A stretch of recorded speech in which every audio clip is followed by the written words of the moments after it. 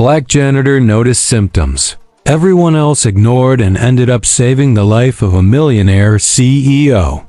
The executive elevator at Manhattan Business Tower had never stopped on the 25th floor at 3 o'clock in the morning.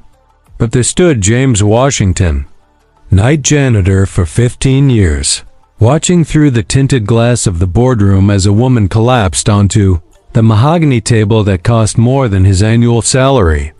Victoria Sterling, CEO of Sterling Industries and one of the most powerful women in the country, was clearly in trouble. Her face was contorted with pain. Her left arm hung limply, and when she tried to speak on the phone, her words came out, slurred and incomprehensible. James recognized the signs immediately, a stroke in progress. At 52, James had learned medicine the hard way. His wife Dorothy had been a nurse specializing in neurology for 20 years before she died in an accident 5 years ago. During their decades of marriage, she had turned every dinner into an emergency medicine class, insisting that medical knowledge saved lives regardless of who you were. James hesitated for a second. He was the invisible janitor who cleaned the offices after the executives left. Victoria Sterling was the woman whose face graced business magazines, who moved billions with a simple email. Their worlds never crossed except when she occasionally ignored him completely in rare hallway encounters. But Dorothy always said that neurological symptoms didn't respect social class or skin color. James opened the conference room door. Ms. Sterling, you're having a stroke. Don't try to talk. Just listen to me. His voice carried the calm authority of someone who had watched Dorothy guide families through medical crisis for 2 decades. Victoria tried to protest, but the words came out even more garbled. Panic began to take hold of her eyes when she realized that something was terribly wrong. James was already dialing 911 as he positioned Victoria to prevent further neurological damage. Ambulance to the Manhattan Tower, 25th floor. Female patient, mid-40s, presenting with classic stroke symptoms. Facial paralysis, weakness in left arm, slurred speech. Symptoms began approximately 5 minutes ago. The 911 operator was surprised by the medical accuracy of someone who identified himself as a janitor. But James continued to provide clinical information with the ease of a healthcare professional. When the paramedics arrived, they found Victoria stabilized in the correct position, with James providing a detailed account of her symptoms and progression. One of the paramedics whispered to his colleague, "This guy knows more about neurology than half the nurses I know." At the hospital, while Victoria received the treatment that would save her life, James returned to work as if nothing had happened. After all, he was just the night janitor, the invisible man who kept the building running while the powerful slept in their mansions. What James didn't know was that this night would change his life in ways even Dorothy couldn't have predicted.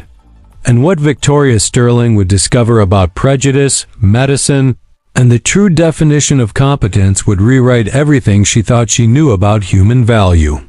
If you're following this story of how knowledge can break down barriers that money builds, don't forget to subscribe to the channel to find out how a simple act of humanity would expose a conspiracy that threatened not only Victoria's life, but the entire power structure she represented.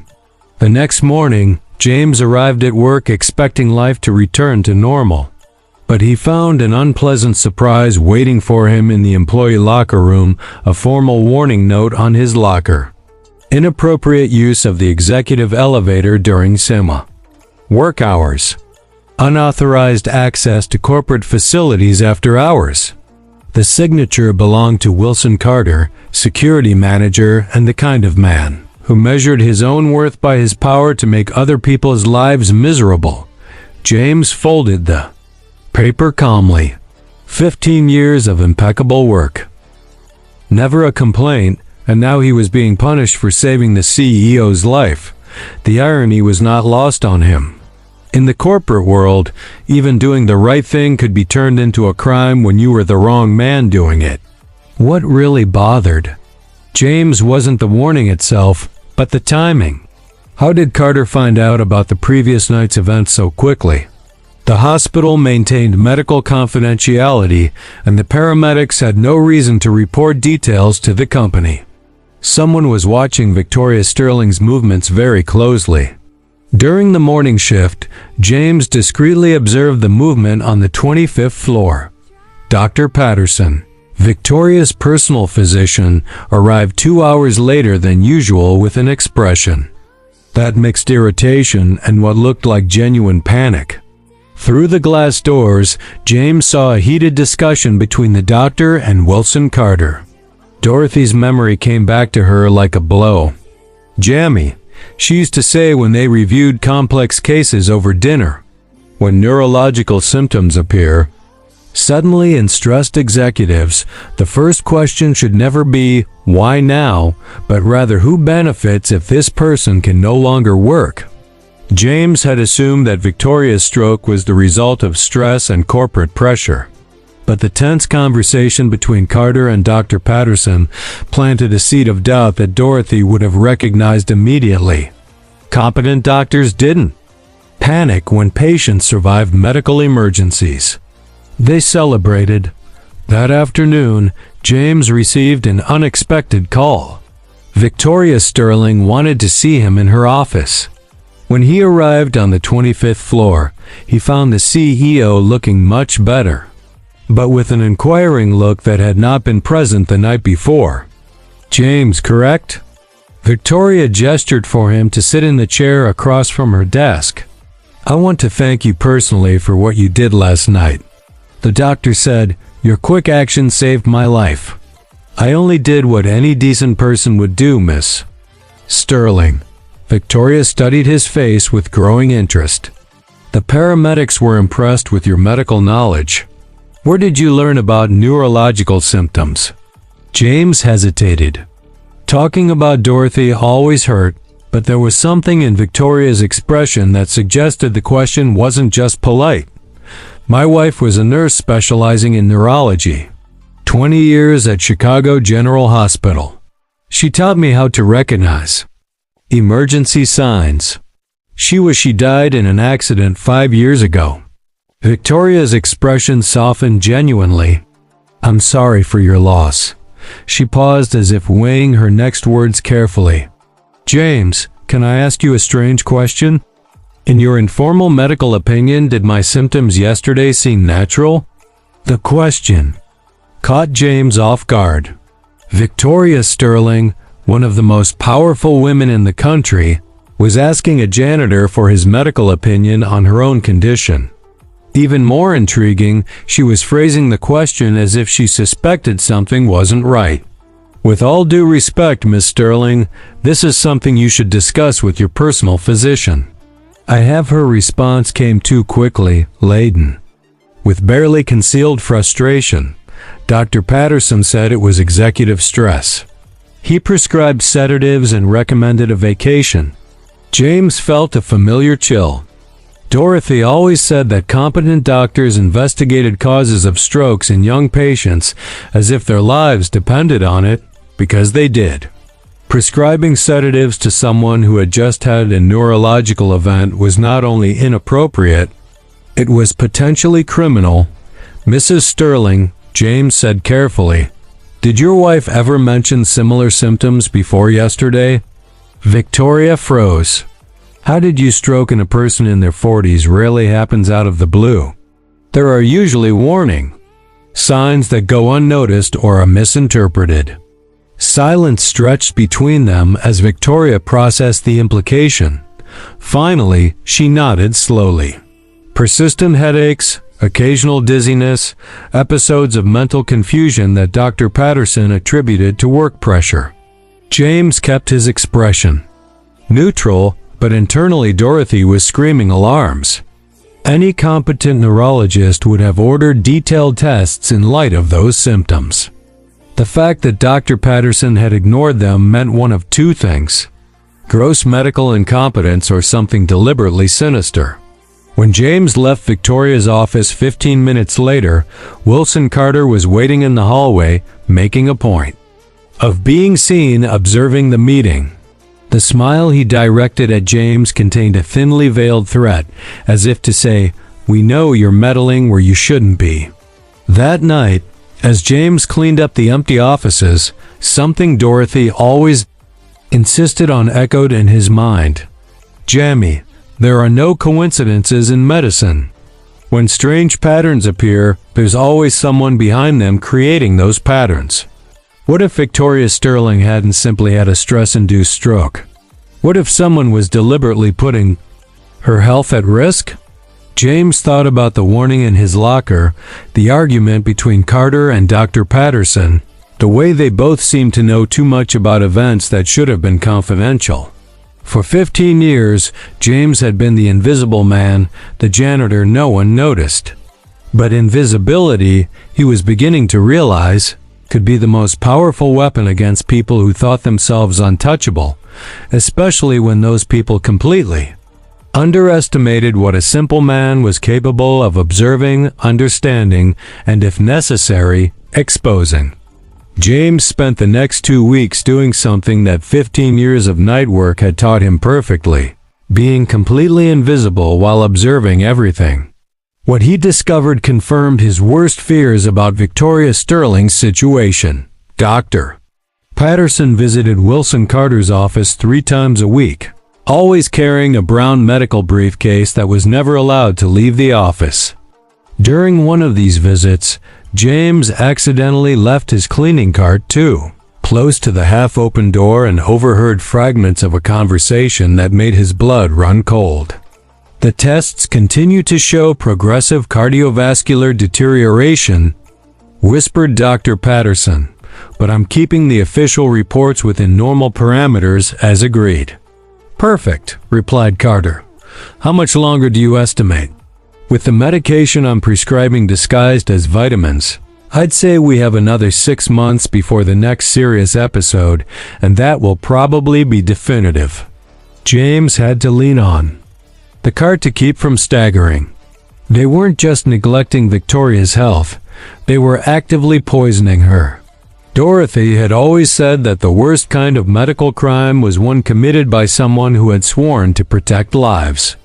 The missing piece of the puzzle came unexpectedly via Marcus Johnson, the air conditioning maintenance technician who worked in the offices during the day.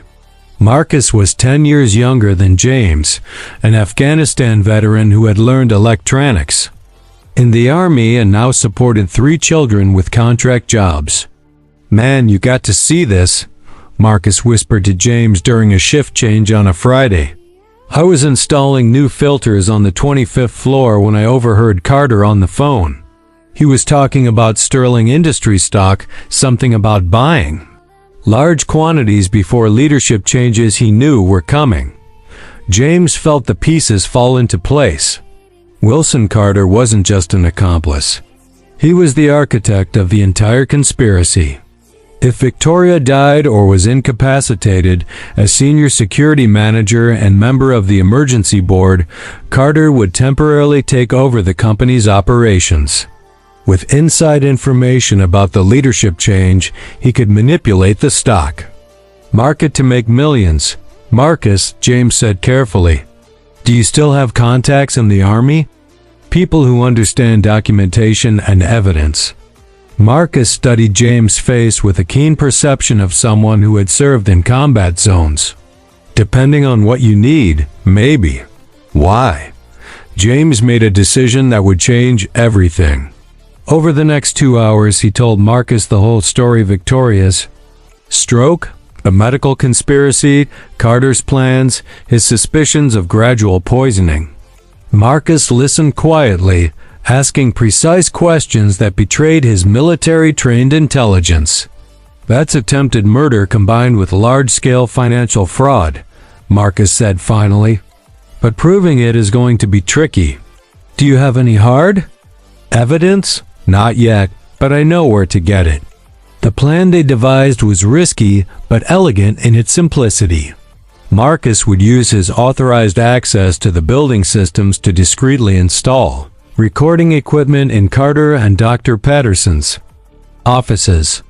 James, with his knowledge of schedules and routines, would coordinate the operation during the weekends when security was minimal.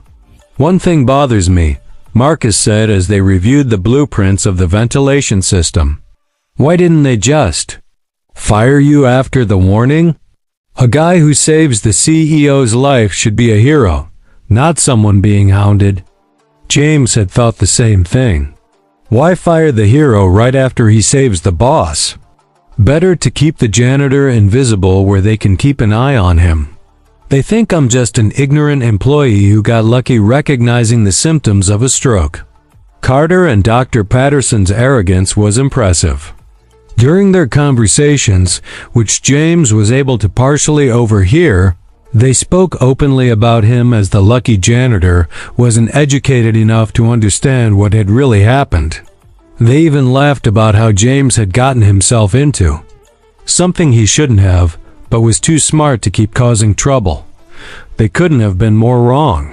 The first test of the plan took place on a Monday night, while James meticulously cleaned the 25th floor.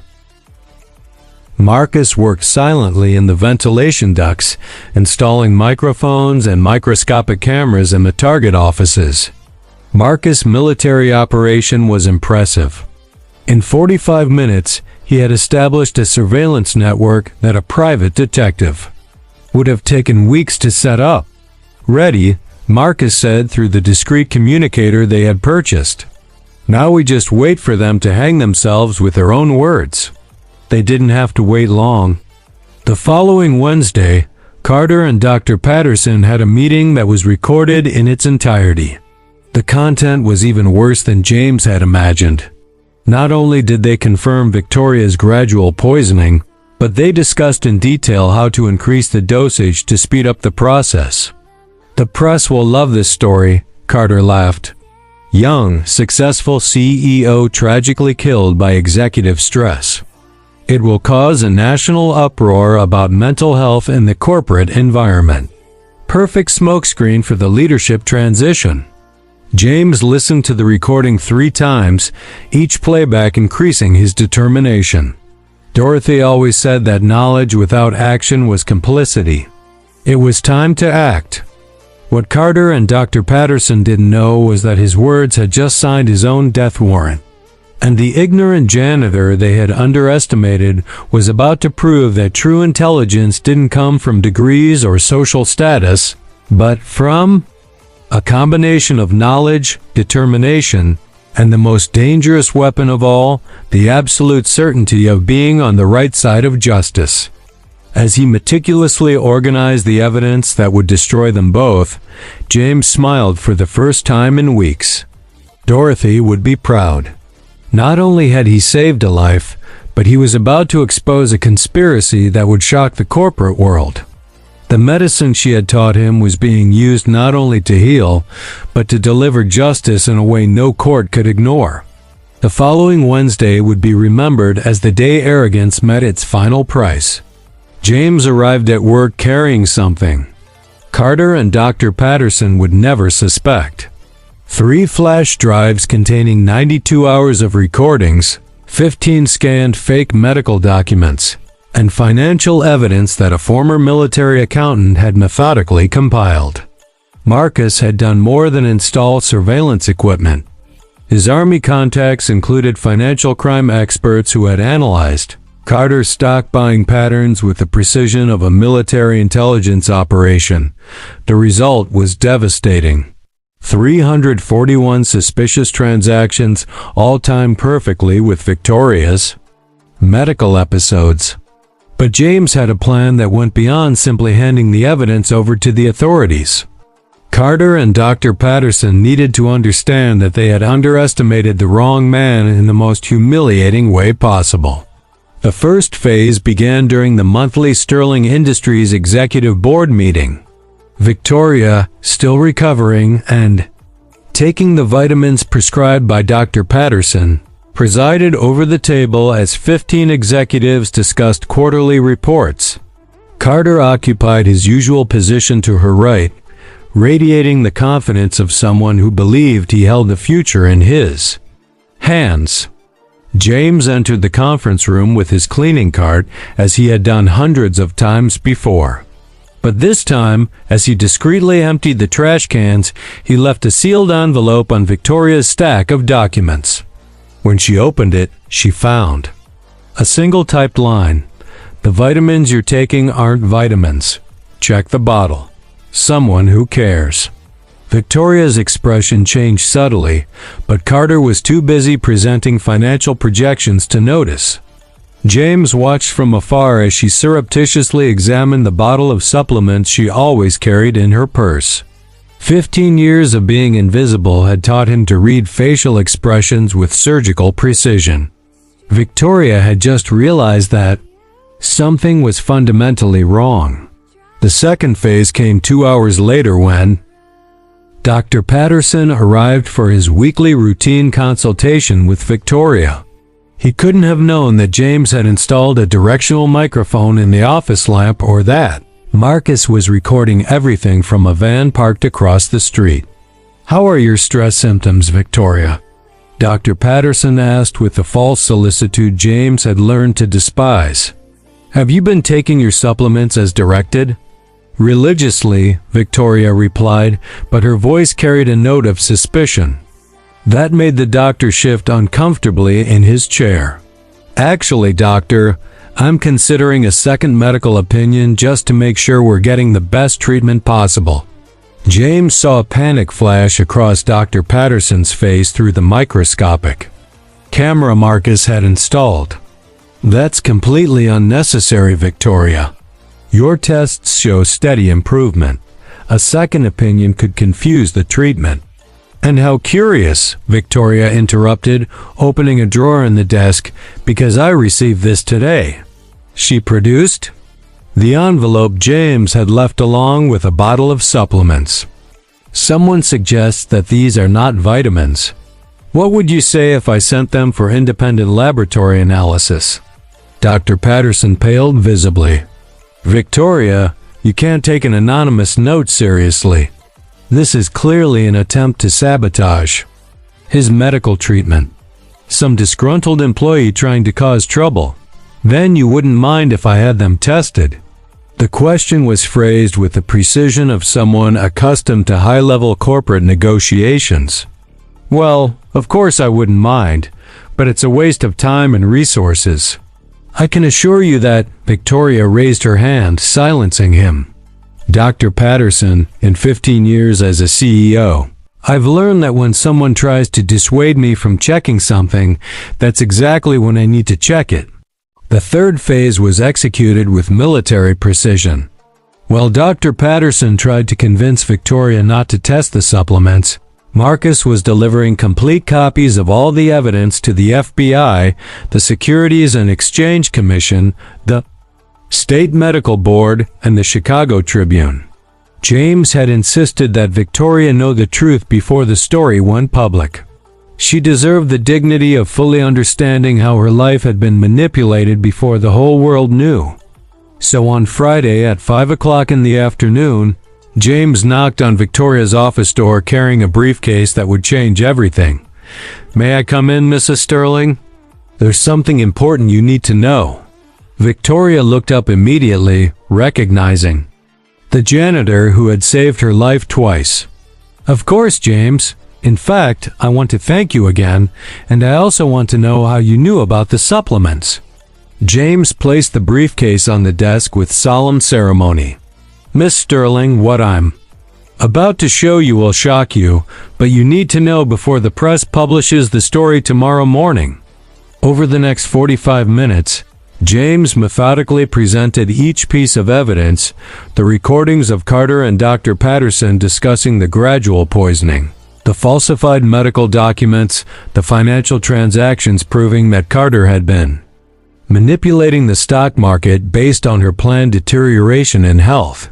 Victoria listened in growing silence, her expression shifting from surprise to horror and finally to a cold anger that James recognized as the controlled fury of someone accustomed to wielding power. "They thought I was just an ignorant janitor. James said when he finished. Someone who had been lucky enough to recognize the symptoms of a stroke, but wasn't educated enough to understand what was really going on. "And you figured it all out," Victoria murmured, studying the evidence with the attention she would have devoted to a billion-dollar corporate merger. "James, you saved my life 3 times. Twice from medical emergencies and once from a conspiracy." What happened next exceeded even James's expectations for revenge. Victoria Sterling wasn't just a successful CEO, she was a corporate strategist who had built an empire dealing with people who tried to betray her. On Saturday morning, when Carter arrived at the office for an emergency meeting Victoria had called, he found not only her waiting, but also FBI agents, representatives from the Securities and Exchange Commission, and an investigator from the State Medical Board. "Wilson," Victoria said with the coldness of someone about to fire an incompetent employee, "I'd like to introduce you to some people who are very interested in your extracurricular activities." Carter tried to maintain his composure, but James, watching from afar through the security cameras Marcus had hacked, saw the exact moment when arrogance turned to panic. "Victoria, what's going on here?" If this is about some ridiculous accusation, Victoria smiled without humor. "Wilson, they're not here to hear accusations. They're here to make arrests based on solid evidence of attempted murder, financial fraud, and market manipulation." Special Agent Martinez began reading Carter his rights as he protested his innocence with the desperation of someone who finally realized his game was up. Dr. Patterson was arrested simultaneously at his office, handcuffs being placed on him as he tried to delete files from his computer. The fourth and final phase was the most satisfying. On Monday, the Chicago Tribune published the full story on its front page. Janitor hero exposes plot to murder millionaire CEO. James's narrative. A working-class black man using medical knowledge inherited from his wife to save the life of a white female executive, then exposing a complex corporate conspiracy, captured the national imagination. But the real coup de grace came when Victoria called a press conference in front of dozens of cameras. She not only validated every detail of James's story, but announced his immediate promotion to Director of Corporate Safety and Integrity at Sterling Industries with a salary of $200,000 a year. "James Washington," she said to the cameras, "has proven that competence, integrity, and intelligence don't depend on degrees or social status. They depend on character, and he has character in spades." Carter and Dr. Patterson watched the press conference from prison, realizing that they had been defeated not only legally but publicly humiliated by the ignorant janitor they thought they could manipulate indefinitely. The final irony was perfect. While Carter faced 25 years in prison for attempted murder and financial fraud, and Dr. Patterson lost his medical license and faced 15 years in jail, James was being celebrated nationally as a hero who proved that true intelligence comes from the heart, not social status. Dorothy would have been proud. His medical knowledge had not only saved lives but had exposed corruption that could have destroyed many others, and the man she had loved was finally getting the recognition he had always deserved, proving that sometimes justice not only triumphs, it does so in spectacularly satisfying fashion. 6 months later, James Washington sat in his new office on the 26th floor of Sterling Industries with a panoramic view of Chicago and a sign on his door that read Director of Security and Corporate Integrity. The man who had once been considered nothing more than an invisible janitor now led a team of 15 investigators specializing in detecting corporate fraud. The irony was delicious. The same building where he had pushed cleaning carts for 15 years now welcomed him as an executive with his own desk and a $2 million budget to implement security protocols that other companies were studying as a model. Marcus Johnson, promoted to electronic security coordinator, entered the office carrying reports on the new monitoring system they had developed. "Man, I still can't believe we're here," he said, looking at the glass towers through the window. "Remember when you used to clean these rooms?" "I remember every corner of this building," James smiled, signing approvals for the scholarship program Victoria had created in memory of Dorothy Washington. "The difference is that now I can change things from the inside." The Dorothy Washington program offered full medical scholarships to low-income students with a special focus on neurology and emergency medicine. It had already benefited 120 young people in 2 years, many of them the children of janitors, security guards, and laborers who never dreamed their children could become doctors. Meanwhile, Wilson Carter was serving his 25-year sentence in a federal prison in Illinois, where he quickly discovered that his corporate arrogance impressed no one. His assets had been confiscated to compensate the victims of his stock market manipulations, leaving him dependent on public legal aid, the very same he had despised when he was in a position of power. Dr. Patterson, discredited and permanently stripped of his medical license, worked as a medical equipment salesman, earning a tenth of what he had made as a doctor. His reputation was so ruined that no hospital in the country would hire him, even for administrative duties. The medical community had banded together to ensure that he never again put lives at risk. Victoria Sterling transformed Sterling Industries into a national benchmark for corporate integrity. Under her renewed leadership, the company implemented independent medical protocols for all executives, anonymous reporting systems, and strict anti-discrimination policies. The stock price had tripled in 2 years, proving that ethics and profit could go hand in hand. "James," Victoria said, walking into the office for their weekly meeting, "I just got a call from the White House. They want you to testify before Congress about corporate medical reform." James nodded, accustomed to the national recognition his story had generated. Books had been written about the case, documentaries produced, and medical schools used his story to teach about the importance of clinical observation independent of credentials. The most gratifying thing, however, were the letters hundreds of ordinary workers wrote telling how James's story had inspired them to trust their own knowledge, to speak out against injustice, to believe that competence did not depend on social position. "You know what Dorothy would say about all this?" James asked, looking at her photo on his desk, now in a silver frame instead of the simple photo holder he had carried around for years. "That medicine saved more than a life," Victoria replied. "It saved the truth." James nodded, thinking about how his inherited knowledge had turned into social justice, then systemic transformation.